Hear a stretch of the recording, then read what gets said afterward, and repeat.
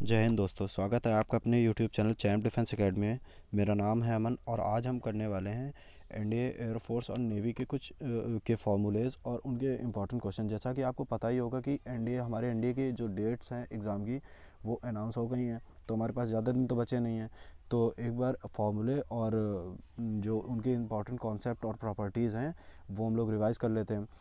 ये जो सीरीज़ है हमारी वो 5 पार्ट में आएगी। आप सोचेंगे कि भाई 5 पार्ट में क्यों, फार्मूला ही तो एक पार्ट में करा दे, ख़त्म कर।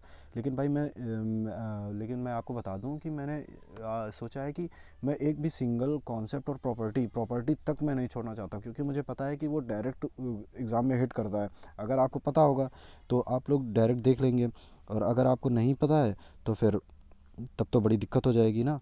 तो चलते हैं अपने अपने कॉन्सेप्ट की और अपने प्रॉपर्टीज़ और फॉर्मूले की और ये हमारा यूट्यूब चैनल है और इस पे आपको पीडीएफ जो है वो मिल जाएगी। चैम्प डिफेंस एकेडमी नामक यूट्यूब चैनल है, इस पर आपको पीडीएफ मिल जाएगी।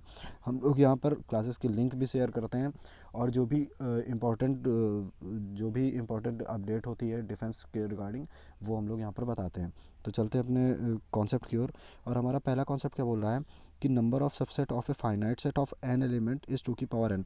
तो ये तो आई थिंक सबको पता होगा कि हमारे पास एक सेट है, ए इक्वस टू 1 2 3, ये मान लिया सेट है। तो इसके जो नंबर ऑफ सबसेट बनेंगे ना, जो सबसेट बनेंगे, जो उप समुच्चय बनेंगे, वो क्या बनेंगे 2 की पावर n। 2 की पावर n का मतलब 2 की पावर 3। ये n क्या है, नंबर ऑफ एलिमेंट 1 2 3 है, तो ये आ जाएगा 8 आ जाएगा इसमें। तो इसमें कोई बहुत बड़ी बात नहीं है, ये सबको आता होगा। चलते हैं अपने नेक्स्ट की ओर। हमारा नेक्स्ट क्या बोल रहा है, if A is a finite set of an element the number of element in a P A will be 2 की पावर n। क्या बोल रहा है, वही है कि ए बराबर अगर है ना हमारे पास 1 2 3, ये मैं आपको एज्यूम करके बता रहा हूँ, 1 2 3 है। तो इसमें जो पी ए का मतलब क्या होता है, पावर सेट। अब power set, POWER, power set, power set होंगे ना, जो नंबर ऑफ पावर सेट, जो पावर सेट में नंबर होंगे ना एलिमेंट, वो सबसेट बनेंगे, वो बनेंगे 2 की power n। Same as subset की तरह ही होगा ये भी, 2 की पावर n होगा। तो इसमें भी 8 आ जाएगा। अगर कहीं हमसे बोल देता पावर सेट ना बोल के प्रॉपर सबसेट, क्या बोल देता, प्रॉपर सबसेट, अगर हमसे ये टर्म बोल देता ना तो वो होता 2 की पावर n, 2 की पावर n और -1 होता, ठीक है। 2 की पावर n और -1 होता, तो यहाँ पर क्या होता, 2 की पावर n -1 यानी कि 7 हो जाता है इसका। प्रॉपर सबसेट बोलता तो उसका आंसर अलग आता है, पावर सेट बोलता तो उसका आंसर अलग आता है। चलते हैं नेक्स्ट की ओर। ये मैंने लिया है डिसजॉइंट सेट। ये मैंने इसलिए लिया है कि ये कभी कभी डायरेक्ट पूछ लेता है कि डिसजॉइंट सेट आखिरकार है क्या। तो देखिए आपको दे देगा कि डिसजॉइंट सेट, ठीक है, असंयुक्त समुच्चय है, उसके बाद ऑप्शन दे देगा ए इंटरसेक्शन बी बराबर 5, ए यूनियन बी बराबर 5, ए बराबर बी दे देगा, ऐसे करके आपको 4 ऑप्शन दे देगा। तो उसमें से आपको करना क्या है, देखो डिसजॉइंट सेट होता क्या है पहले मैं आपको बताता हूँ। ये एक सेट है ए, एक सेट है बी। डिसजॉइंट सेट होता है कि जिसमें एक भी एलिमेंट कॉमन ना हो। अब इस सेट में ना इसमें एक भी एलिमेंट, इन दोनों में से कोई भी एलिमेंट कॉमन तो है नहीं। तो आपको क्या करना है कि ए इंटरसेक्शन बी बराबर क्या लिख देना, आपको 5 लिख देना, ख़त्म काम, ठीक है। चलते हैं नेक्स्ट स्लाइड की ओर। मैंने आपसे कहा था कि मैंने प्रॉपर्टीज़ भी ली है, मैंने प्रॉपर्टीज़ भी नहीं छोड़ी हैं, तो वही है, प्रॉपर्टीज़ हैं ये। आइडेम्पोटेंट लॉ क्या बोलता है कि अगर हमारे पास एक सेट ए यूनियन बी, उसी से यूनियन निकाला जाए ना तो ए ही आएगा, और उसका इंटरसेक्शन ए का इंटरसेक्शन ए के साथ निकाला जाए ना तब भी यही आएगा। इसमें कौन सी बड़ी बात है, देखो आना तो वही है। देखो अगर मैं मान लेता हूँ ए बराबर 1 2 3 मान लेता हूँ, अगर इसका इस ए का इसी के साथ यूनियन निकालेंगे ना तो वो तो ए ही आएगा। तो बस आपको ये समझना है कि अगर यूनियन किसी सेट का उसी सेट के साथ यूनियन या इंटरसेक्शन निकाला जाए तो वही मिलता है हमें। अब आइडेंटिटी लॉ बोलता है कि ए का अगर यूनियन निकाला जाए फाई के साथ, अगर ए का यूनियन निकाला जाए फाई के साथ, अगर ए का यूनियन निकाला जाए फाई के साथ तो ए ही आएगा, और इंटरसेक्शन यूनिवर्सल के साथ निकाला जाए, अगर यूनिवर्सल के साथ निकाला जाए तो ए आएगा। अगर यूनिवर्सल के साथ हम इंटरसेक्शन निकाल रहे हैं तो हमारे पास ए ही मिलेगा। अगर यहीं पे बोल देता कि अगर हम ए का यूनियन यूनिवर्सल के साथ निकालना है तो पता क्या मिलता है, ए मिल जाता हमको, ठीक है। तो आई होप कि आपको दोनों समझ में आ गए होंगे। चलते हैं अपने नेक्स्ट कॉन्सेप्ट की ओर। और हमारा नेक्स्ट कॉन्सेप्ट है कुमुलेटिव प्रॉपर्टी के ऊपर है। तो देखो इसको मैं आपको बताता हूँ। इसका ये है कि जैसे हम लोग कभी लिखते हैं ना 2:3, तो हम लोग क्या लिख सकते हैं, 3:2 भी तो लिख सकते हैं, दोनों बराबर ही होते हैं। वही सेम इसमें भी बोल रहा है। इसमें क्या बोल रहा है, इसमें बोल रहा है कि अगर हम लोग ए यूनियन का बी के साथ निकालें और बी यूनियन ए कर दें, या फिर ए इंटरसेक्शन बी करें, या फिर बी इंटरसेक्शन ए करें, तो दोनों बराबर आते हैं, बस इसमें और कोई नहीं है। अब एसोसिएटिव लॉ क्या बोलता है, A union B union C. देखो इसमें आई थिंक थोड़ा सा गड़बड़ है इसके प्रॉपर्टी में, मैं आपको बताता हूँ कैसे।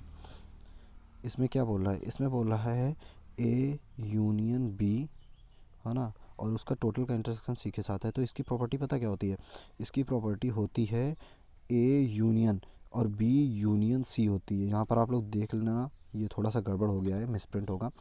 अब दूसरा क्या बोल रहा है, दूसरा हमसे ये बोल रहा है कि अगर ए का इंटरसेक्शन बी इंटरसेक्शन सी के साथ निकाले ना, तो पता कितना आएगा, इसमें आएगा ए इंटरसेक्शन बी एक ब्रैकेट में हो जाएगा और उसका टोटल का इंटरसेक्शन सी अलग हो जाएगा। ठीक है, तो आपको आई होप कि दोनों समझ में आ होंगे। मैं थोड़ा जल्दी बताने की कोशिश कर रहा हूँ कि आपका टाइम भी सेव हो। अगर आपको और जल्दी देखना है ना, तो आप क्या कर सकते हैं, आप लोग सेटिंग से जाके 2x में लगा सकते हैं या 1.5 में लगा सकते हैं। वैसे मैं बहुत जल्दी पढ़ाता हूँ, ठीक है, मेरी आदत है। डिस्ट्रीब्यूटिव लॉ क्या बोलता है, डिस्ट्रीब्यूटिव लॉ ये बोलता है कि ए का यूनियन बी इंटरसेक्शन सी के साथ निकालते हैं, ए का यूनियन बी इंटरसेक्शन सी के साथ निकालते हैं ना, तो ए का बी के साथ हो जाता है। देखो एक बार इसके साथ ले लो, ए यूनियन बी कर दो एक बार, और दूसरी बार क्या करो, इंटरसेक्शन लगा के ए यूनियन सी कर दो, बस ख़त्म काम। इसी तरह इसमें भी है, इंटरसेक्शन अगर निकालेंगे तो एक बार बी के साथ इंटरसेक्शन निकाल दो, एक बार सी के साथ निकाल दो, एक बार यूनियन लगा दो। ठीक है, अब डी मॉर्गन्स लॉ क्या बोलती है, डी मॉर्गन्स लॉ जो कि बहुत इंपॉर्टेंट है, ये एग्जाम में डायरेक्ट हिट करता है क्वेश्चन इसका। तो देखो देखते हैं इसको। डी मॉर्गन्स लॉ बोलती है कि अगर ए का यूनियन बी का डैश निकाला जाए। डैश क्या होता है, अगर किसी भी सबसेट को हम किसी भी सेट को हम यूनिवर्सल के साथ माइनस कर दें ना, कैसे, अगर हमारे पास मान लिया एक सेट है ये ए, ठीक है, अगर हम इसको यूनियन के साथ यूनिवर्सल के साथ माइनस कर दें ना, तो हमें क्या मिलता है, हमें मिल जाता है डैश। ठीक है, तो वही बोल रहा है, अगर हम लोग ए यूनियन बी निकालें और उसका डैश निकाल दें, यूनिवर्सल के साथ माइनस कर दें, तो हमको क्या मिलेगा, ए डैश और इंटरसेक्शन बी डैश मिलेगा। ठीक है, अब नेक्स्ट क्या बोल रहा है, अगर ए इंटरसेक्शन बी का डैश निकालें तो ए डैश यूनियन बी डैश के बराबर होगा। वो कैसे, अगर देखो यहाँ पर यूनियन है तो यहाँ पर इंटरसेक्शन बीच में कर दो, यहाँ पर इंटरसेक्शन है यहाँ पर यूनियन कर दो, बस काम खत्म। चलते हैं अपने नेक्स्ट स्लाइड की ओर। हमारा नेक्स्ट स्लाइड क्या बोल रहा है, अगर ए माइनस बी और ए, अगर ए माइनस बी ए को बी से घटा दें, मतलब ए से बी को घटा दें, तो हमारे पास क्या बचना है, हमारे पास बचना है ए इंटरसेक्शन बी डैश बचना है। ठीक है, दूसरा क्या बोलता है, बी से अगर ए को निकाल दें तो हमारे पास बचता है बी इंटरसेक्शन ए डैश। तीसरा क्या बोलता है, नेक्स्ट क्या बोलता है हमारे पास, हमको क्या बोल रहा है, नेक्स्ट बोल रहा है कि ए माइनस बी बराबर ए है। अगर ए माइनस बी बराबर ए है ना, तो ए इंटरसेक्शन बी बराबर पता क्या होगा, ए इंटरसेक्शन बी बराबर पता क्या होगा, 5 होगा। ठीक है, आप लोग इसको एज्यूम करके देख लेना अगर ना समझ में आए, वैसे डायरेक्ट याद करो ज़्यादा सही है। इसमें क्या है यार, कुछ नहीं है, इसमें यही है कि A minus B equals to, अगर ए है तो ए इंटरसेक्शन बी बराबर 5 ही होना है। ठीक है, चलते हैं अपने नेक्स्ट की ओर। और हमारा नेक्स्ट क्या बोला है, देखना एक सेकेंड। हाँ ठीक है, इसमें है कि A minus B union B equals to A union B होता है। अगर ए का ए माइनस बी ए से बी को घटा दो और यूनियन उसका बी के साथ निकालोगे ना, तो ए यूनियन बी के बराबर ही आना है। ठीक है, तीसरी प्रॉपर्टी क्या बोल रही है, तीसरी प्रॉपर्टी हमसे ये बोल रही है कि A minus B intersection B, पहले ए से बी को घटा दिया, ठीक है, ए में से बी को हटा दिया, ए से बी को हटा दिया, अब फिर इसके बाद फिर से इंटरसेक्शन बी निकालेंगे तो वो कितना आएगा, 5 आ जाएगा। मैं इसको आपको करके नहीं बता रहा हूँ क्योंकि मैं सोच रहा हूँ कि जल्दी से एक बार रिवीजन है तो जल्दी से ख़त्म हो जाए, बस, और कोई वो नहीं है। अगर आप बोलेंगे तो मैं आगे कभी इसको एक्सप्लेन करके भी बता दूँगा, ऐसी कोई बहुत बड़ी बात नहीं है। तो आई थिंक ऐसे ही देखिए आप जल्दी से, देखो ए माइनस बी इंटरसेक्शन बी अगर निकालेंगे तो 5 बचेगा। अब ये देखना, ए माइनस बी, ए माइनस बी करा और यूनियन निकाला बी माइनस ए, तो क्या आएगा, ए यूनियन बी आएगा। पहले ए का बी के साथ ले लो, है ना, और माइनस लगाओ, फिर ए का इंटरसेक्शन बी के साथ कर दो, ख़त्म काम।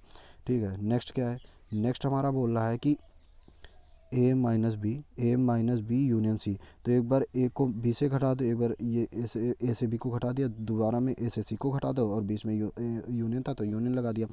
और नेक्स्ट क्या बोल रहा है, नेक्स्ट हमारा ये बोल रहा है कि A minus B same as ऊपर की तरह है, ए बी इंटरसेक्शन सी है, तो एक बार ए से बी को घटा दिया और फिर इंटरसेक्शन किया, ए से सी को घटा दिया। ठीक है, और फिर ए यूनियन बी माइनस सी, अब इसमें क्या, ए इंटरसेक्शन बी माइनस सी, तो एक बार ए का इंटरसेक्शन बी के साथ ले लेना है, ए का इंटरसेक्शन सी के साथ ले लेना है, बीच में माइनस लगाए, माइनस लगा दो, खत्म काम करो। नेक्स्ट क्या बोलता है कि ए इंटरसेक्शन बी डल सी। अब ये आधे तो बोलेंगे भाई ये डल कहाँ से आ गया, ये होता है सिमेट्रिक डिफरेंस। क्या होता है, सिमेट्रिक, सिमेट्रिक डिफरेंस क्या होता है ये, सिमेट्रिक डिफरेंस। इसका कॉन्सेप्ट अलग से दे रखा है लेकिन मैंने लिया नहीं क्योंकि ये बहुत कम पूछता है, इसलिए मैंने ले लिया। तो आई होप कि समझ में आ गया होगा डेल क्या है। डेल क्या है, सिमेट्रिक डिफरेंस है। तो हाँ, तो A intersection B del C है। तो इसको करना है, एक बार ए का बी के साथ ले लो, ए इंटरसेक्शन बी, और ए का सी के साथ ले लो, और बीच में डेल लगा है तो डेल लगा दो, ख़त्म करो काम। ठीक है, चलते हैं अपने नेक्स्ट स्लाइड की ओर। हमारी नेक्स्ट स्लाइड क्या है, हमारी नेक्स्ट स्लाइड बोल रहे हैं कि n A union B equal to n A plus N B minus A intersection B. अगर भाई आपको ये वाला फॉर्मूला नहीं याद है ना, तो भाई तैयारी बहुत गड़बड़ है। आप लोग इस वैकेंसी के लिए मत तैयार करो, जिसको भी नहीं आता है, जिसको भी नहीं आता, मैं बहुत, आपको बहुत ख़राब लगेगा कि भाई ये क्या बोल रहा है। देखो भाई, अगर नहीं आता है तो साफ़ है कि आप इस वैकेंसी के लिए मत प्रिपेयर करो, अगली वैकेंसी को देखो।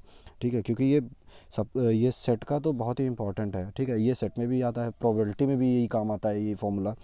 तो इसमें क्या है, ए यूनियन बी अगर निकालते हैं तो n A plus N B minus A intersection B. Next क्या बोल रहा है, ए यूनियन बी है, ए यूनियन बी है तो n A plus N B if and only if A intersection B बराबर 5। इसमें कुछ नहीं, मैंने एक बार आपको इसमें बताया था प्रोबेबिलिटी में कि अगर म्यूचुअली एक्सक्लूसिव इवेंट है, एक्सक्लूसिव इवेंट है, तो ए इंटरसेक्शन बी बराबर क्या होता है 5। म्यूचुअली एक्सक्लूसिव मतलब होता है परस्पर अपवर्जी घटनाएं। तो यहाँ पर केवल ये कंडीशन दे दी है कि इंटरसेक्शन बी बराबर अगर 5 है, तो यहाँ पर अगर 5 रखोगे, 0 रखोगे, तो वैसे भी ये वाला ख़त्म हो जाएगा, बस एन ए बच जाएगा, एन बी बच जाएगा, बस उसमें और कुछ नहीं। और हाँ, ए इंटरसेक्शन बी एक जगह और 5 होता है, मैंने अभी अभी आपको बताया, किस में, डिसजॉइंट सेट में। किस में होता है, डिसजॉइंट में, असंयुक्त समुच्चय में होता है। ए इंटरसेक्शन बी बराबर 5 होता है। ठीक है, तो आप लोग दोनों देख लेना। और कुछ नहीं है इसमें, ज़्यादा बहुत बड़ा रॉकेट साइंस नहीं है। ठीक है, चलते हैं अपने नेक्स्ट की ओर। और हमारा नेक्स्ट क्या बोला है, एन ए माइनस बी। अगर ए माइनस बी निकालेंगे ना, तो एन ए माइनस बी है तो एन ए और माइनस का ए इंटरसेक्शन बी कर देना। ठीक है, एन ए डेल बी बराबर क्या होता है, N A minus B plus B minus A equals to n A plus N B minus का 2 एन ए इंटरसेक्शन बी। ये कम आता है, वैसे देख लेना, आ भी सकता है, वैसे बहुत कम चांसेस होते हैं, रेयर। नेक्स्ट हमारा क्या बोला है, A union B union C, ये आ सकता है, N A plus N B plus N C minus का A intersection B, B intersection C, A intersection C, और प्लस का A intersection B intersection C, ख़त्म। नेक्स्ट क्या बोल रहा है कि A dash union B dash. Dash तो आपको समझ में आ ही गया होगा ना, यूनिवर्सल से अगर हम कोई सेट माइनस कर देते हैं तो वो केवल डैश मिलता है, उसका बचता है। तो अगर n A dash union B dash निकालते हैं तो एन का universal minus A intersection B. अगर इंटरसेक्शन निकालते हैं ए डैश इंटरसेक्शन बी, तो एन यूनिवर्सल हो गया माइनस का एन ए यूनियन बी हो गया। देखो मैं बताता हूँ, अगर यहाँ पर यूनियन लगा है तो यहाँ पर इंटरसेक्शन लगा दो, अगर यहाँ इंटरसेक्शन लगा है तो यहाँ पर यूनियन लगा दो, ख़त्म काम। ठीक है, चलते हैं अपनी, देखो सेम है। देखो एन यूनिवर्सल पता चल रहा है ना, एन का मतलब, एन होता है नंबर, उसमें कितने एलिमेंट हैं। हम सीधा यूनिवर्सल तो रखेंगे नहीं, 1 2 3 4 5 6, पता लगे 1000 तक है तो 1000 रख रहे हैं, तो नहीं, ऐसा नहीं है। अगर 1000 तक है, 1000 तक है, तो हमको 1000 ही रख देना है केवल। उसमें केवल एलिमेंट, नंबर ऑफ एलिमेंट पूछता है, एन ए का मतलब होता है बस। अगर यहाँ पर यूनियन है तो यहाँ इंटरसेक्शन लगाना है, यहाँ इंटरसेक्शन है तो यहाँ पर यूनियन लगाना है, बस ख़त्म करना है। चलते हैं नेक्स्ट की ओर। हमारी नेक्स्ट स्लाइड क्या बोल रही है, हमारी नेक्स्ट बोल रही है कि A cross B union C, B union C बराबर क्या होता है, एक बार ए का बी के साथ लिख दो, ए का बी के साथ क्रॉस करा दो, ए का सी के साथ क्रॉस करा दो, ए का सी के साथ क्रॉस करा दिया, बीच में यूनियन था, यूनियन लगा दिया। उसी तरह इंटरसेक्शन में करना है कि ए का बी के साथ क्रॉस कराना है, ए का सी के साथ क्रॉस कराना है, और अगर इंटरसेक्शन था तो इंटरसेक्शन लगा दिया, ख़त्म काम। ठीक है, सॉरी। अब नेक्स्ट क्या है, नेक्स्ट है हमारा A cross B minus C equals to क्या होता है, A cross B minus A cross C. अब अगर A cross B minus C है तो ए का बी के साथ क्रॉस निकाला और माइनस का माइनस रखा बीच में, ए का सी के साथ निकाल दिया। देखो अब नेक्स्ट क्या बोल रहा है, अगर ए क्रॉस बी और बराबर है बी क्रॉस ए के, तो क्या आता है, ए बराबर बी के आता है। ये याद रख लेना भाई, ये डायरेक्ट पूछ लेता है कभी कभी। ए क्रॉस बी इक्वस टू है बी क्रॉस ए के, तो ए बराबर बी के होता है। नेक्स्ट क्या बोल रहा है, अगर ए प्रॉपर सबसेट है बी का, तो A cross B proper subset होगा A cross B intersection B cross A का। ठीक है, नेक्स्ट क्या है, देखो ये होता है हाँ, सबसेट होता है प्रॉपर सबसेट। देखो ए प्रॉपर सबसेट बी। अब आपको ये लग रहा होगा कि इसमें बड़ा कौन सा है, इसमें कन्फ्यूज़न हो जाता है कभी कभी, इसमें बड़ा कौन। देखो जिधर मुंह खुले ना, इसका जिधर मुंह खुलेगा वो वाला बड़ा होगा। ठीक है। तो वैसे ये प्रॉपर्टी इतनी पूछी नहीं जाती, आप लोग एक बार पढ़ लेना, वो याद हो जाएगी, ठीक है आपको। तो चलते हैं अपने नेक्स्ट की ओर। और हमारी नेक्स्ट प्रॉपर्टी, सॉरी, हमारी नेक्स्ट प्रॉपर्टी क्या बोल रही है? हमारी नेक्स्ट प्रॉपर्टी बोल रही है कि A cross C intersection C cross D. तो ये क्या होता है? A intersection C cross B intersection D हो जाएगा, ठीक है। अब नेक्स्ट क्या है? ए क्रॉस बी डैश और यूनियन सी डैश का whole dash. A cross B dash union C dash का होल डैश क्या होता है? A cross B intersection A cross C. Next क्या है? A cross B dash intersection C dash का whole dash. तो इसमें क्या होता है? A cross B union A cross C, ठीक है। नेक्स्ट चलते हैं। नेक्स्ट ये वाला इंपॉर्टेंट है, आपको मैं बता देता हूँ, ये वाला काफ़ी इंपॉर्टेंट है। ये वाला डायरेक्ट भी पूछता है, इसके क्वेश्चंस भी आते हैं इस प्रॉपर्टी पर बेस्ड। इसमें ये बोल रहा है कि अगर हमारे पास ए और बी दो सेट हैं जिसमें एन एलिमेंट कॉमन है, तो हमारे पास जो होगा ना, हमारे पास अगर ए क्रॉस बी और अगर बी क्रॉस ए में कॉमन एलिमेंट पूछेगा, ये दोनों अलग अलग हैं, अगर इनमें एलिमेंट कॉमन पूछेगा तो उसमें कितने एलिमेंट कॉमन होंगे? एन स्क्वायर होगा, ठीक है। अगर इन दोनों में एन एलिमेंट कॉमन है तो ए क्रॉस बी में एन स्क्वायर एलिमेंट कॉमन होंगे और बी क्रॉस ए में भी एन स्क्वायर एलिमेंट कॉमन होंगे। चलते हैं अपनी नेक्स्ट साइड की ओर। चलिए हम लोग आ गए कॉम्प्लेक्स नंबर में। अब कॉम्प्लेक्स नंबर में पहला कॉन्सेप्ट क्या है? पहला कॉन्सेप्ट यही है कि भाई देखो, आई इक्वल टू क्या होता है? अंडर रूट माइनस का आई होता है। आई स्क्वायर बराबर क्या होता है? आई स्क्वायर होता है माइनस का वन होता है, ठीक है। आई क्यूब बराबर क्या होता है? आई क्यूब बराबर होता है माइनस का आई, और आई की पावर 4 बराबर क्या होता है? 1 होता है, ठीक है। तो आई होप कि ये तो सबको आता ही होगा कि आई इक्वल टू होता है अंडर रूट -1, आई स्क्वायर होता है -1, आई क्यूब होता है माइनस का आई, और आई की पावर 4 होता है 1। तो नेक्स्ट हमारी प्रॉपर्टी क्या बोल रही है?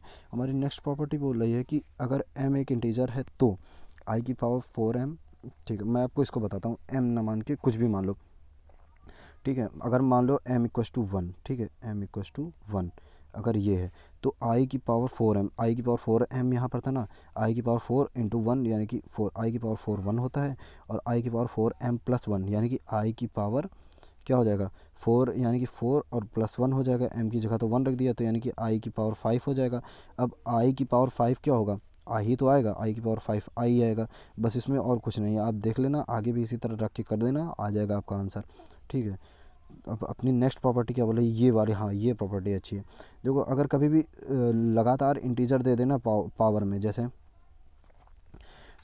आई एक बार दे दिया, प्लस आई स्क्वायर दे दिया, प्लस आई क्यूब दे दिया, प्लस आई की पावर 4, तो इनका जो वैल्यू आएगी ना, वो आएगी 0। कैसे? अब आई की वैल्यू तो आई होती है, आई स्क्वायर की वैल्यू -1 होता है, आई स्क्वायर बराबर -1 होता है, और आई क्यूब बराबर माइनस का आई होता है, ठीक है। आई क्यूब बराबर माइनस का आई होता है, और ये आई की पावर 4 ये 1 हो जाता है, तो 1 से 1 चला जाएगा, ये जाएगा, और ये आ जाएगा 0, कुछ नहीं बचेगा, इसमें बचेगा अंडा, यानी कि ये बचेगा 0। तो इसी तरह कहीं पे भी आई की पावर मान लो 100 दे दिया, ठीक है, रुको मैं आपको बताता हूँ, एक सेकंड।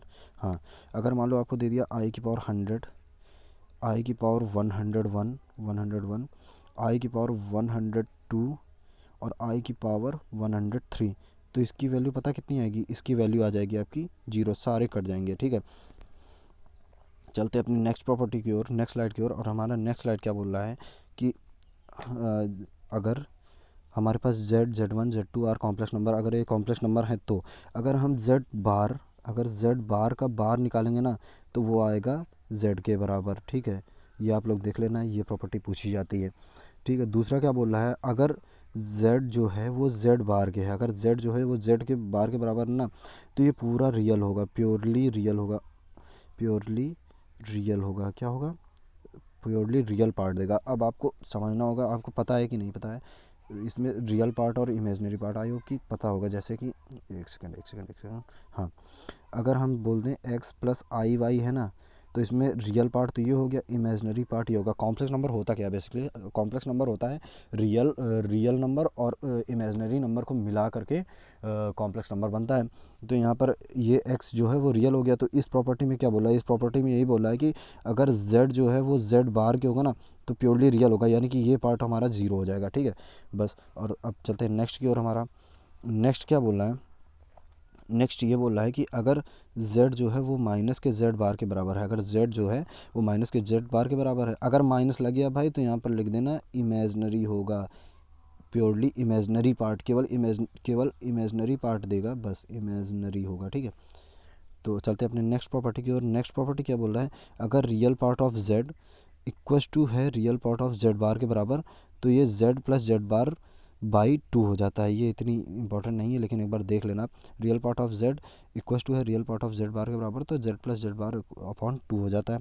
नेक्स्ट क्या है, imaginary part of z, imaginary part of z और इक्वस टू है z माइनस z बार के अपॉन 2i देता है, ठीक है। अब ये वाली प्रॉपर्टीज़ इंपॉर्टेंट है। ये इसमें क्या है, अगर z1 प्लस z2 का होल बार लगा है ना, तो इसको अलग अलग लिख दो भाई, z1 का बार और z2 का बार, ये दोनों बराबर होंगे। नेक्स्ट क्या है, नेक्स्ट भी इसी तरह बोल रहा है, z1 माइनस z2 का होल बार इक्वस टू क्या होता है, z1 के बार के बराबर माइनस z2 के बार के बराबर। नेक्स्ट क्या बोल रहा है, z1 इंटू z2 का बार है, तो क्या होगा z1 का बार इंटू z2 का बार, ठीक है। नेक्स्ट हमारा क्या बोल रहा है, अगर ये दोनों डिवाइड में दिए हैं z1, सॉरी ये यहाँ पर अगर z1 देखो z1 अपॉन z2, ठीक है, अगर डिवाइड में दिए हैं और इन पर बार लगा है तो क्या लिख देंगे हम, z1 का बार अलग से और अलग से लिख देंगे z2 का बार, ठीक है। अब अब नेक्स्ट क्या बोल रहा है, नेक्स्ट हमारा ये बोल रहा है z1 इंटू z2 का बार। देखो z1 इंटू जो है z2 पर केवल बार लगा है और प्लस z1 पर बार लगा है और इंटू z2 पर बार नहीं है, ठीक है। z1 बार इंटू z2 पर बार नहीं है, तो ये क्या देता है, हमको देता है 2 into real part of z1 z2 या तो z1 पर बार लगा दो और दूसरा क्या देगा 2 into real part of z1 into z2 का बार, z2 का बार, ठीक है। आई होप कि समझ में आ गया होगा आपको सारी प्रॉपर्टी इसकी। चलते हैं अपनी नेक्स्ट प्रॉपर्टी की ओर, और हमारी नेक्स्ट प्रॉपर्टी क्या बोल रही है, एक सेकंड, हाँ, हमारी नेक्स्ट प्रॉपर्टी बोल रही है z बार की पावर n है, ठीक है। तो इसको क्या लिख सकते हैं हम लोग, z बार की पावर n ऐसे है तो इसको अलग अलग भी लिख सकते हैं, ठीक है। z की पावर n लिख सकते हैं और इसका होल बार लगा सकते हैं, बस इसमें और कोई रॉकेट साइंस नहीं है, ठीक है। अगर ये ऐसे लिखा हुआ है तो इसको ऐसे लिख सकते हैं, ठीक है। और दूसरा क्या है, हाँ अगर z इक्वस टू है फंक्शन ऑफ z1, अगर z इक्वस टू है function of z1, then z bar equals to क्या होगा, फंक्शन ऑफ z1 बार, ठीक है। ये वाली इतनी इंपॉर्टेंट नहीं, ये देख लें, ये वाली बहुत इंपॉर्टेंट है भाई, और ये दोनों और एक ये ऊपर वाली, ये दोनों, ये रियल पार्ट और इमेजिनरी पार्ट वाली, ठीक है। इनको ज़रूर देख लेना आप लोग एक बार सही से, ठीक है। नेक्स्ट स्लाइड की ओर चलते हैं। हमारी नेक्स्ट स्लाइड क्या बोल रही है कि z अगर 0 से बड़ा है या 0 के बराबर है, अगर z जो है वो 0 से ग्रेटर है या फिर 0 के बराबर है, तो क्या होगा, जो मॉड ऑफ z होगा ना वो 0 आएगा, ठीक है, और z बराबर 0 आएगा। ये वाली इतनी इंपॉर्टेंट नहीं, मैं आपको बताता हूँ कौन सी इंपॉर्टेंट है, वो वाली देख लेते हैं। पहला तो ये होगा, पहला तो ये वाली इंपॉर्टेंट, तीसरी नंबर, थर्ड नंबर, देखो z अगर z का मॉड लगा है तो इसको क्या लिख सकते हैं हम, z बार का मॉड लगा दो, ये z के बराबर ही होता है। या फिर अगर माइनस का z मॉड के अंदर है तो इसको कर दो मॉड के अंदर माइनस का z इंटू बार, ये दोनों बराबर होंगे। और एक ही वाली property z into z bar equals to क्या होता है, मॉड ऑफ z के स्क्वायर के बराबर होता है। z इंटू जेड बार बराबर क्या होता है, मॉड ऑफ z के स्क्वायर के बराबर होता है। और दूसरा क्या होता है, अभी मैंने आपको बताया था ना, z इंटू जेड वन का बार इंटू z2 का बार इक्वस टू अलग अलग करके बताया था ना, मॉड ऑफ z1 का bar into mod of z2 का बार, पिछली स्लाइड में z2 का बार। उसी तरह ये वाली प्रॉपर्टी भी है। अब ये वाली प्रॉपर्टी, नेक्स्ट प्रॉपर्टी हमारी कैसी है, नेक्स्ट प्रॉपर्टी हमारी बोल रही है कि अगर mod of z1 into z2 है ना, तो उसको अलग अलग लिख देते हैं z1 इंटू z2, ठीक है, मॉड के अंदर z2। अब ये वाली प्रॉपर्टी, ये सारी प्रॉपर्टी पिछली प्रॉपर्टी से मिलती हैं, जैसे z1 upon z2 equals to हो जाता है mod of z1 into mod of upon mod of z2 के, ठीक है। नेक्स्ट क्या बोला है, नेक्स्ट ये वाली प्रॉपर्टी आप लोग देख लेना, बहुत इंपॉर्टेंट है। ये वाला क्या बोला है कि अगर मॉड ऑफ z1 और plus minus mod of z2 है ना, तो ये लेस देन होगा अलग अलग z1 और z2 के। देखो z1 प्लस माइनस z2 है मॉड के अंदर, तो ये लेस देन और इक्वस टू होगा z1 और प्लस z2 के मॉड के, ठीक है। ये वाला जो ये वाला होगा ये बड़ा होगा और ये छोटा हो जाएगा, ठीक है। सॉरी, अब नेक्स्ट क्या बोल रहा है नेक्स्ट बोल रहा है, एक सेकेंड इसको रब कर देता हूँ मैं। नेक्स्ट ये बोल रहा है हमारे पास, नेक्स्ट बोला है कि Z1 और प्लस Z2 है, प्लस माइनस Z2 है, तो ये बड़ा हो जाएगा किससे, Z1 mod of Z1 minus mod of Z2 से, ठीक है। चलते हैं नेक्स्ट की ओर चलते हैं। हमारा नेक्स्ट क्या बोल रहा है, नेक्स्ट बोल रहा है Z की पावर n मॉड के अंदर equals to mod of Z की पावर n, ठीक है। अगर ये n ऐसे लिखा है तो इसको मॉड के बाहर भी लगा सकते हैं n में, ठीक है। चलिए अपनी नेक्स्ट प्रॉपर्टी की ओर चलते हैं, और हमारी नेक्स्ट प्रॉपर्टी क्या बोल रही है, नेक्स्ट प्रॉपर्टी बोल रही है mod of Z1 minus mod of Z2 is less than और इक्वल्स टू हो जाएगा Z1 plus Z2 is less than और इक्वल्स टू हो जाएगा Z1 प्लस Z2 के। ये वाली भी आप देख लेना, ठीक है। चलते हैं अपने, ये वही वाली है ऊपर वाली उठा के रखी गई है, उसी से मिलती जुलती है, तो चलते हैं, आप लोग देख लेना। चलते हैं अपनी नेक्स्ट स्लाइड की ओर, और हमारी नेक्स्ट स्लाइड क्या बोल रही है, हमारी नेक्स्ट स्लाइड बोल रही है mod of Z1 plus minus Z2 का स्क्वायर हो जाता है Z1 प्लस माइनस Z2 और Z1 बार प्लस माइनस Z2, या फिर लिख दो इसको Z1 का स्क्वायर प्लस Z2 का square plus minus Z1 Z2 का बार प्लस Z1 बार Z2, ठीक है। और या फिर लिख दो Z1 मॉड ऑफ Z1 का square plus mod of Z2 का square plus minus 2 real part of Z1 Z2 का बार, ठीक है। अपनी नेक्स्ट प्रॉपर्टी की ओर चलते हैं। इसमें ये बोला है Z1 प्लस Z2 मॉड के अंदर दिया है, इसका स्क्वायर है ना, तो अलग अलग स्क्वायर कर दो भाई। इसमें अलग अलग लिख सकते हैं Z1 मॉड ऑफ Z1 का स्क्वायर और प्लस मॉड ऑफ Z2 का स्क्वायर। नेक्स्ट क्या बोल रहा है Z1 mod of Z1 plus Z2 का स्क्वायर, दूसरा है Z1 माइनस Z2 का स्क्वायर मॉड के अंदर, तो इसको लिख सकते हैं 2 इंटू मॉड ऑफ Z1 का स्क्वायर और प्लस मॉड ऑफ Z2 का स्क्वायर। तो आई होप कि आपको ये समझ में आ गया होगा। चलते हैं अपनी नेक्स्ट स्लाइड की ओर। हमारी नेक्स्ट स्लाइड क्या बोल रही है, हमारी नेक्स्ट स्लाइड है आर्ग्यूमेंट के ऊपर, ठीक है। अगर हमें आर्ग्यूमेंट निकालना है, अगर हमें थीटा निकालना है किसी का भी, अगर हमें थीटा निकालना है तो उसको कर देते हैं tan inverse mod of y upon mod of x। Mod of x या y रखो, देखो मॉड इसलिए लेते हैं, देखो मैं आपको बताता हूँ। जैसे हमारे पास एक इक्वेशन दे रखी है x प्लस आई वाई, ठीक है। अगर ये इक्वेशन दे रखी है तो यहाँ से y उठाएंगे और यहाँ से x उठाएंगे और निकाल देंगे। अब मॉड क्यों लगाया मैंने, अगर यहाँ पे कहीं पे दे देता x माइनस आई वाई, अगर यहाँ पर इसका x minus I why they देता तो हम लोग यहाँ पर माइनस का यहाँ पर साइन नहीं लेंगे इसके साथ, ये y का जो माइनस का साइन है ना इसके साथ ये माइनस वाला साइन नहीं लेंगे, केवल यहाँ पर y के वैल्यू रखेंगे और यहाँ पर x की वैल्यू रखेंगे। अब आप लोग सोचेंगे अगर यहाँ पे प्लस है और यहाँ पर माइनस है तो इसका अलग अलग नहीं एंगल आएगा एंगल अलग अलग, उसके लिए मैं आपको बताता हूँ आगे। नेक्स्ट स्लाइड में चलते हैं। अब देखिए मैंने क्या बताया, अब आपका अगर अलग अलग आएगा, जैसे देखो इसको 4 क्वाड्रेंट में तोड़ लेते हैं। पहला ये क्वाड्रेंट हो गया, second quadrant, third quadrant, fourth quadrant. पहले क्वाड्रेंट में थीटा पॉजिटिव होता है, यानी argument of z equals to theta होता है। सेकंड क्वाड्रेंट में क्या करते हैं, पाई माइनस थीटा करते हैं। तीसरे क्वाड्रेंट में होता है माइनस पाई प्लस थीटा होता है। और फोर्थ क्वाड्रेंट में क्या होता है, हमारा फोर्थ क्वाड्रेंट में होता है माइनस थीटा। अब देखो ये कैसे होगा, अब आप लोग सोचेंगे कि भाई ये कैसे क्या बता दिया। देखो अगर हमारे पास इक्वेशन होती है x प्लस आई वाई, ठीक है, तो हम तो यहाँ से निकाल लेते हैं theta equals to tan inverse y upon x से हम लोग निकालेंगे मॉड के अंदर y अपॉन x, मॉड के अंदर y अपॉन x से हम लोग ये निकाल लेंगे, ठीक है। तो ये तो निकाल लेंगे हम लोग, थीटा तो आ जाएगी वैल्यू, लेकिन अब हमें कैसे पता चलेगा ये किस क्वाड्रेंट में है। देखो पहले क्वाड्रेंट के जो चिन्ह होते हैं वो क्या होते हैं, प्लस प्लस होते हैं। सेकंड के क्या होते हैं, माइनस प्लस होता है सेकंड का। थर्ड का क्या होता है, माइनस माइनस होता है। और फोर्थ का क्या होता है, फोर्थ का होता है प्लस और माइनस होता है, ठीक है। तो देखो इसमें तो ये x भी पॉजिटिव है, ये y भी पॉजिटिव है, तो ये तो पहले क्वाड्रेंट में चला जाएगा, तो इसका जो थीटा आएगा ना वो थीटा के साथ लिख देंगे। अब सेकंड क्वाड्रेंट के लिए देखना, सेकंड क्वाड्रेंट के लिए क्या करते हैं, इसका जो फॉर्मूला होता है वो होता है माइनस एक्स प्लस, अगर आई वाई दिए हैं, ये अगर दिए हैं इक्वेशन इस फॉर्म में दिए हैं इक्वेशन, तो हम लोग यहाँ से थीटा तो हम लोग निकालेंगे, ठीक है। हम लोग थीटा निकाल लेंगे। अब थीटा निकालने के बाद क्या करना है, वो हमारा आंसर नहीं होगा। थीटा निकालने के बाद हमको क्या करना पड़ेगा, पाई में से थीटा को माइनस करना पड़ेगा, क्योंकि ये सेकंड क्वाड्रेंट में चला जाएगा। देखो माइनस और प्लस इसके दो वो हो जाएंगे, सॉरी माइनस प्लस दो साइन होंगे। माइनस प्लस किस में होता है हमको देखना पड़ेगा, सेकंड क्वाड्रेंट में। सेकंड क्वाड्रेंट में तो इसका पाई माइनस थीटा रखेंगे, उसी तरह अगर हम लोग देखेंगे कहीं पे दिया माइनस एक्स माइनस का आई वाई, अगर माइनस एक्स माइनस आई वाई दिए हैं तो इसको थर्ड क्वाड्रेंट में ले जाना पड़ेगा, पहले थीटा निकालना पड़ेगा, उसके बाद माइनस पाई प्लस थीटा करना पड़ेगा। और अगर अगर हमको दे दिया कहीं पे कि x minus I why they दिया तो ये फोर्थ क्वाड्रेंट में होगा, तो पहले हमको थीटा निकालना पड़ेगा, उसके बाद माइनस का थीटा कर देना पड़ेगा, आ जाएगा। तो आई होप आपको चारों कॉन्सेप्ट समझ में आ गए होंगे। चलते हैं अपने नेक्स्ट स्लाइड की ओर। और हमारी नेक्स्ट स्लाइड क्या बोल रही है?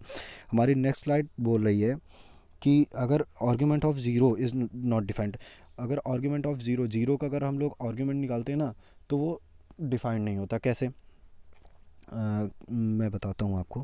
देखो अगर यहाँ पर x प्लस आई वाई ये फॉर्म होती है, अगर ज़ीरो को निकालेंगे तो ज़ीरो प्लस आई वाई लिखेंगे, ठीक है। तो y वाला तो देखो देखो अब थीटा का फॉर्मूला क्या होता है? थीटा इक्वस टू होता है tan inverse y upon x होता है मॉड के अंदर, ठीक है, tan inverse y upon x. तो इसको क्या देखते हैं, y वाला तो y लिख देंगे अपॉन ज़ीरो, और ज़ीरो से अगर किसी को भी माइनस करोगे tan इनवर्स ये, ठीक है, डिवाइड करोगे अगर ज़ीरो से तो वो क्या देगा? इन्फानाइट देगा, ठीक है। तो वो डिफाइन नहीं होता है, ठीक है। यहीं पे यही वही चीज़ यहाँ पर लिखी हुई है कि argument of purely imaginary number. अब प्योरली इमेजनरी नंबर का मतलब क्या होता है, एक सेकंड में आपको बताता हूँ, ठीक है। प्योरली इमेजनरी नंबर मतलब होता है कि पहला पार्ट जीरो हो गया, ठीक है, एक्स प्लस आई वाई, और एक्स बराबर जीरो हो गया, वही बचा, केवल वाई बचा।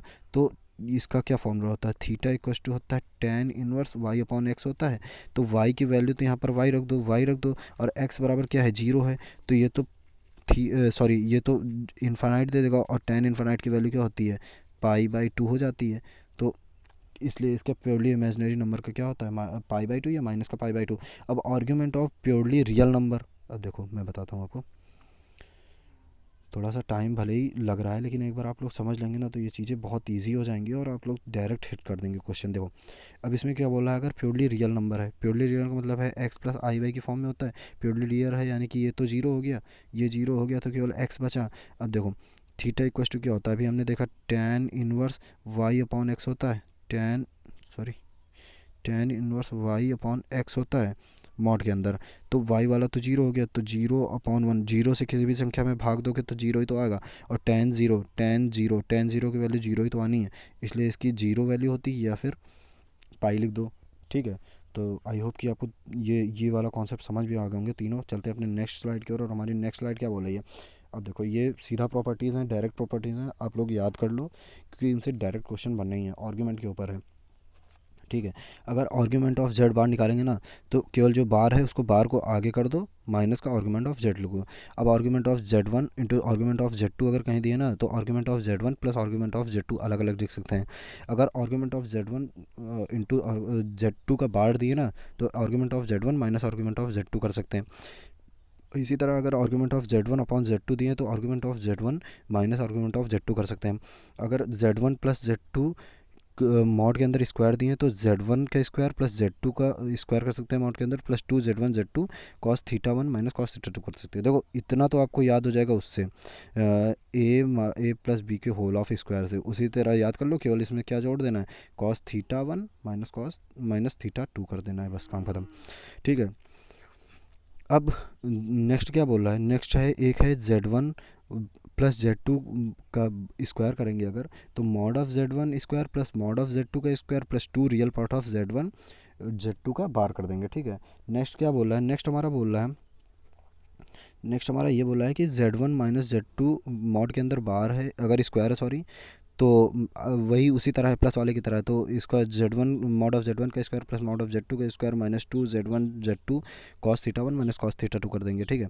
उसी तरह ये भी है, ठीक है। अब नेक्स्ट की ओर चलते हैं कि Z1 प्लस Z2 अगर मॉड के अंदर है तो Z1 माइनस Z2, और अगर देखो अगर इसमें दे रखा है Z1 प्लस Z2 बराबर है Z1 माइनस Z2 के, तो argument of Z1 minus argument of Z2 क्या होता है? ये पाई बाई टू होता है। ये वाली यार प्रॉपर्टी डायरेक्ट आ जाती है भाई कभी कभी, ये वाली आप प्रॉपर्टी ज़रूर देख लेना, ठीक है। ये वाली ये मतलब ये ही नहीं, ये तीनों प्रॉपर्टी डायरेक्ट आती हैं। Mod of Z1 plus Z2 equals to mod of Z1 minus Z2 अगर है तो Z1 argument of Z1 minus argument of Z2 जो होगा वो पाई बाई टू के बराबर होगा। नेक्स्ट क्या बोला है? नेक्स्ट बोला हमारा Z1 प्लस Z2 मॉड के अंदर है, और Z1 plus mod of Z1 plus mod of Z2 है अलग अलग। तो जो आर्ग्यूमेंट ऑफ Z1 होगा ना, और वो आर्ग्यूमेंट ऑफ Z2 के बराबर होगा, ठीक है। नेक्स्ट क्या बोला, mod of Z1 plus Z2 का होल स्क्वायर है अगर, तो मॉड ऑफ Z1 का स्क्वायर मॉड ऑफ Z2 का स्क्वायर क्या होगा, Z1 अपॉन Z2 होगा इस, और ये प्योरली इमेजनरी होगा। तो आई होप कि आपको ये प्रॉपर्टी समझ में आ गई होंगी। अगर नहीं, अगर थोड़ा बहुत आपको कन्फ्यूज़न रह जाता है तो प्लीज़ आप लोग PDF डाउनलोड कर लेना, आपको बहुत ज़्यादा सहूलियत मिल जाएगी PDF डाउनलोड करने से, पता है। चलिए चलते हैं अपने नेक्स्ट क्वेश्चन की ओर, नेक्स्ट स्लाइड की ओर। अब हम लोग अब आ गए हैं प्रोग्रेशन में, सीरीज़ एंड प्रोग्रेशन में। तो इसमें क्या बोल रहा है, इसमें बोल रहा है कि ये तो सिंपल सा ही है, ये AP है, ठीक है। AP का TN यानी कि nth टर्म अगर है, अगर हमारे पास किसी भी AP का n टर्म पूछा है ना, तो TN बराबर क्या होता है, TN बराबर होता है A plus n minus one into D होता है। डी क्या है यहाँ पर, कॉमन डिफरेंस है। ए क्या है यहाँ पर, पहला पद है, और एन क्या है, पदों की संख्या है, ठीक है। अगर लास्ट टर्म दे दिया, ये वाला अगर लास्ट टर्म दे दिया, तो l equal to a plus n minus one into d हो जाता है, ठीक है। इंटू डी होता है A-1 इंटू डी, और एल यहाँ पर क्या है, एल हमारा यहाँ पर लास्ट टर्म है, ठीक है। तो दोनों आई होप की समझ में आ गए होंगे, आपको आते होंगे, पहले ही से आते होंगे, ये तो सिंपल सी है, ये हाई स्कूल से हम लोग पढ़ते हुए आ रहे हैं। अब अगर sum of n term of series, अगर सम पूछे ना, तो एस एन बराबर क्या होता है, n/2 plus n minus one into D होता है। अगर सम पूछे तो n/2 plus n minus one. अगर l हमको दे दे, अगर यहाँ पर लास्ट पद दे दे, अगर लास्ट टर्म दे दिया, तो ये तो एज इट इज़ रखना है n/2। अब यहाँ पर देखो मैं आपको इसको तोड़ के बताता हूँ कैसे आता है।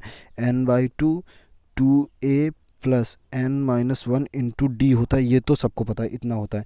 अब इसको ये लिख दो n/2, एस एन बराबर है, ये एस एन बराबर, ठीक है, ये भी एस एन बराबर ही है। अगर अब देखो, अब इसको a plus a into n minus one into D लिख दिया, ठीक है। अब ये इतना किसके बराबर होता है, ये तो l के बराबर होता है ना, ये देखो ये इतना l के बराबर होता है। इसको लिख दो a प्लस एल n/2। ये भाई मैं बता रहा हूँ, इससे डायरेक्ट क्वेश्चन पूछा जा चुका है इस वाले फॉर्मूले से। इससे आई थिंक 2017 नहीं 2018 में 2018 के जो दूसरा फेज़ हुआ था एयरफोर्स का, दूसरे फेज़ का जो वो था पेपर था, जो आई थिंक सितंबर में होता है, उसमें ये वाला क्वेश्चन डायरेक्ट आया था, ठीक है। उसमें लास्ट टर्म दे दिया था, पहला पद दे दिया था, और एन दे दिया था, बोला था कि पदों का योग बताओ। आप लोग चेक करना आया था क्वेश्चन कि नहीं आया था। चलते हैं नेक्स्ट स्लाइड की ओर अपनी। और नेक्स्ट स्लाइड क्या बोल रही है, ये दोनों कॉन्सेप्ट मैंने तेजस सीरीज़ में कराए हुए हैं, मैंने इसको अच्छे से बताया है, ठीक है। देखो, if the pth term of AP is Q, qth term of P of qth term is P, then P plus qth term is 0 and n term is, ठीक है। देखो अगर P पदों P अगर Pवां पद Q है, अगर Pवां पद Q है, और Qवां पद, अगर Qवां पद P है, तो जो P प्लस Qवां पद होगा ना, P प्लस Qवां पद जो होगा ना, वो 0 होगा। और अगर अगर n पदों तक पूछे, P प्लस Qवां पद तो 0 होगा, अगर n पदों तक पूछे तो P plus Q minus n हो जाता है, ठीक है। समझ में आ गया होगा, अगर Pवां पद Q है और Qवां पद P है, तो P प्लस Qवां पद 0 हो जाएगा। और अगर n पदों तक पूछे, तो P plus Q minus n हो जाएगा, ठीक है। नेक्स्ट की ओर चलते हैं अपने। और नेक्स्ट हमारा क्या बोल रहा है, हमारा नेक्स्ट बोल रहा है कि अगर अगर AP के P पदों का योग SP इक्वस टू क्या होता है, SP मतलब यही तो होता है कि P पदों के योग। अगर AP के P पदों का योगफल Q है और Q पदों का योगफल P है, तो P प्लस Q पदों का योगफल क्या होगा, माइनस का P प्लस Q होगा। ये भी मैंने बता रखा है, इसको मैंने तेजस सीरीज़ में बताया हुआ है कि SP प्लस Q माइनस का P प्लस Q होगा। चलिए नेक्स्ट चलते हैं। नेक्स्ट ये बोल रहा है अर्थमेटिक मीन। अगर दो हमारे पास A और B पद हैं, तो इनका अर्थमेटिक मीन क्या होता है, A प्लस B बाई 2 हो जाएगा, ख़त्म काम। चलिए नेक्स्ट स्लाइड की ओर चलते हैं अपने। हमारी नेक्स्ट स्लाइड क्या बोल रहा है, nth term of GP equals to, ठीक है, ये GP के लिए है। अगर GP का nवां पद पूछेगा, तो AR की पावर n-1 होता है। GP का nवां पद क्या होता है, AR की पावर n-1 होता है, ठीक है। आई होप कि सबको पता होगा। लास्ट टर्म अगर पूछे तो L बराबर क्या होता है, वो भी AR की पावर n-1 ही होता है, ठीक है। अब अगर SN पूछ ले, इसमें SN मतलब क्या होता है, n पदों का योगफल अगर GP में पूछ ले, अगर n पदों का योगफल GP में पूछेगा, तो SN बराबर क्या होता है, इंटू आर की power n minus one upon r minus one. अब इसमें दो कंडीशन होती हैं जो कि सिंपल सी हैं। अगर आर की वैल्यू वन से बड़ी है तो ये फॉर्मूला लगेगा, अगर छोटी है तो ये वाला लगा देंगे। उसमें छोटी है तो वन में से आर को माइनस कर देना, अगर छोटी है देखो एस एन बराबर a into one minus r की power n upon one minus r हो जाएगा। अगर ये छोटी वैल्यू है, देखो अगर वन से छोटी है तो वन से घटा दो, अगर बड़ी है तो इसमें से वन घटा दो, ख़त्म काम।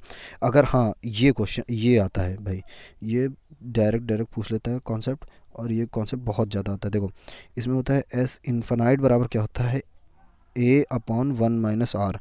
देखो अगर एस इन्फिनाइट, देखो 1 2 3 मैं ऐसे ही बता रहा हूँ, सॉरी 1 2 3 नहीं, 2 4 8 ऐसे पद दिए हैं इन्फिनाइट तक। अब इनका अगर योग पूछे, अगर इनका जोड़ पूछे, इनका ऐड पूछे, तो क्या हो जाता है एन इन्फिनाइट हो जाता है ए अपॉन वन माइनस आर। ए क्या है, पहला पद है, और आर क्या है, कॉमन रेशियो है इन दोनों का जो आता है। ठीक है, तो चलते हैं अपने नेक्स्ट स्लाइड की ओर। हमारी नेक्स्ट स्लाइड क्या है, अब जियोमेट्रिक मीन पूछ रहा है। अगर दो पद दिए हैं हमारे पास, दो पद हैं ए और बी, ठीक है, इनके बीच अगर जियोमेट्रिक मीन पूछे ना, तो जी स्क्वायर बराबर पता क्या होता है, ए बी होता है। यहाँ से जी बराबर क्या हो जाता है, अंडर रूट का ए और बी, ख़त्म काम। ठीक है, चलते हैं अपनी नेक्स्ट स्लाइड की ओर। और हमारी नेक्स्ट स्लाइड, सॉरी हाँ, हमारी नेक्स्ट स्लाइड क्या बोली है, हमारी नेक्स्ट स्लाइड है कि अगर ए और बी दो पद हैं, ठीक है, अगर उनका एच पी पूछें, दो पद हैं, अगर उनका एच पी मतलब कि हार्मोनिक प्रोग्रेशन का मीन पूछें, तो उसमें पता क्या होता है, 2ab अपॉन ए प्लस बी होता है उनका H M, sorry H P नहीं एच एम, उनका एच एम पूछे तो ए प्लस 2ab अपॉन ए प्लस बी। अगर a b c dot dot n पदों तक है, अगर एन पदों तक है तो उसके लिए फॉर्मूला बनता है A n plus B upon n plus one A B बनता है। ये डायरेक्ट फॉर्मूले बनते हैं, इनको आपको याद करना ही होगा। ठीक है, A n plus B upon A n plus one A B होता है। चलिए अपने नेक्स्ट स्लाइड की ओर चलते हैं। हमारी नेक्स्ट स्लाइड क्या बोल रही है, हमारी नेक्स्ट स्लाइड बोल रही है कि एक ए एम है, एच एम है, एच एम है और जी एम है। ठीक है, अर्थमेटिक मीन है, हार्मोनिक मीन है, जियोमेट्रिक मीन है, मतलब कि समांतर माध्य है, हरात्मक माध्य है और गुणोत्तर माध्य है।